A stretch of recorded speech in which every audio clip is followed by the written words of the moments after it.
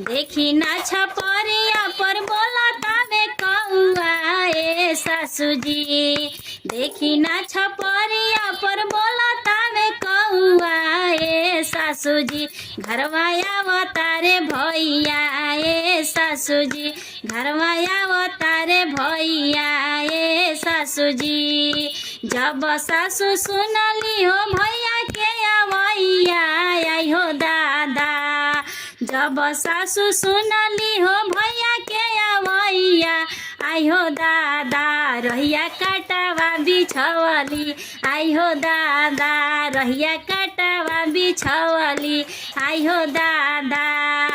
का तू सासू हो काटावा बिछवलू ए सासू जी।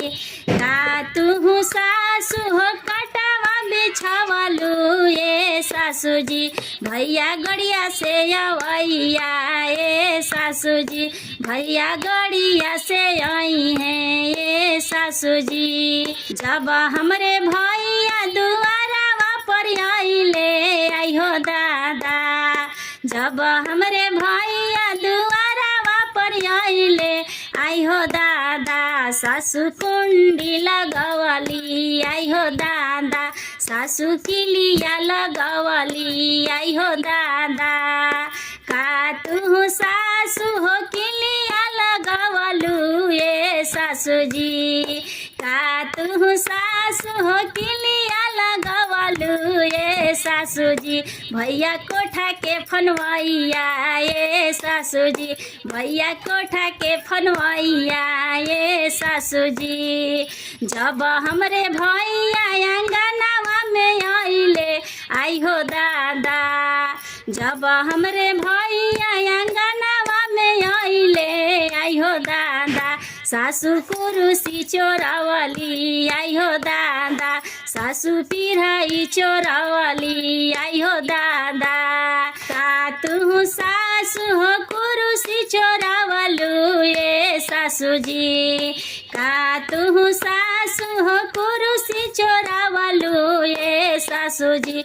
भैया अचरा पर बैठैबो ए सासू जी। भैया अचरा पर बैठैबो ए सासू जी। जब हमरे भैया भोजनिया पे बैठले आई हो दादा।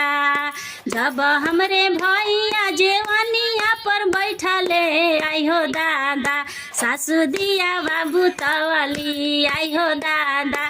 सासू ढिबरी बुतवली आई हो दादा। का तू सासू हो ढिबरी बुतवलू ए सासू जी। का तू सासू हो दिया बुतवलू ए सासू जी।